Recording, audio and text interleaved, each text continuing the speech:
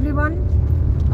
Today we are going to Park Street Thana for filing filing a case which is related to killing of cat at location of Park Street.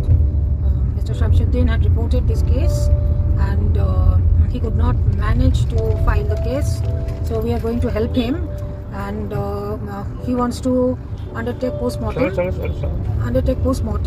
and he has preserved the body of the kid in ice pack. He is very much determined to have justice. So let us hope for the best, and thank you. So today we have completed this complaint, and tomorrow postmortem will be done of the dead cat, and we have successfully filed the complaint.